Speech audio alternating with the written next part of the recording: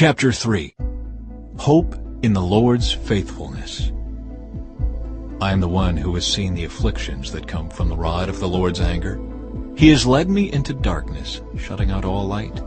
He has turned his hand against me again and again, all day long. He has made my skin and flesh grow old. He has broken my bones. He has besieged and surrounded me with anguish and distress. He has buried me in a dark place like those long dead. He has walled me in, and I cannot escape. He has bound me in heavy chains. And though I cry and shout, he has shut out my prayers. He has blocked my way with a high stone wall. He has made my road crooked. He is hidden like a bear or a lion waiting to attack me. He has dragged me off the path and torn me in pieces, leaving me helpless and devastated. He has drawn his bow and made me the target for his arrows. He shot his arrows deep into my heart. My own people laugh at me. All day long they sing their mocking songs. He has filled me with bitterness and given me a bitter cup of sorrow to drink. He has made me chew on gravel. He has rolled me in the dust. Peace has been stripped away, and I have forgotten what prosperity is. I cry out, my splendor is gone. Everything I had hoped for from the Lord is lost. The thought of my suffering and homelessness is bitter beyond words. I will never forget this awful time as I grieve over my loss. Yet, I still dare to hope when I remember this. The faithful love of the Lord never ends. His mercies never cease.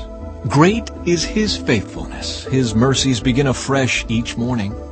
I say to myself, the Lord is my inheritance. Therefore I will hope in him. The Lord is good to those who depend on him, to those who search for him. So it is good to wait quietly for salvation from the Lord. And it is good for people to submit at an early age to the yoke of his discipline. Let them sit alone in silence beneath the Lord's demands. Let them lie face down in the dust, for there may be hope at last. Let them turn the other cheek to those who strike them, and accept the insults of their enemies. For no one is abandoned by the Lord forever. Though he brings grief, he also shows compassion, because of the greatness of his unfailing love. For he does not enjoy hurting people or causing them sorrow. If people crush underfoot all the prisoners of the land, if they deprive others of their rights in defiance of the Most High, if they twist justice in the courts, doesn't the Lord see all these things? Who can command things to happen without the Lord's permission? Does not the Most High send both calamity and good? Then why should we, mere humans, complain when we are punished for our sins? Instead, let us test and examine our ways. Let us turn back to the Lord.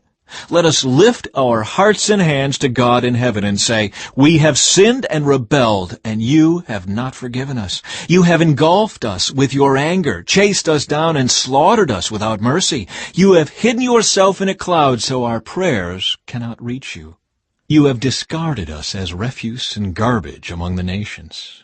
All our enemies have spoken out against us. We are filled with fear, for we are trapped, devastated, and ruined. Tears stream from my eyes because of the destruction of my people.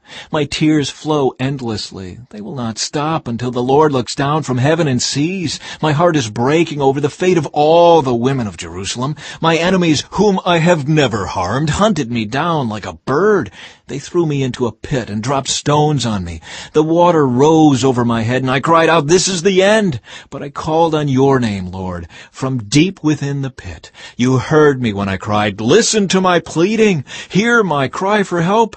Yes, you came when I called. You told me, do not fear.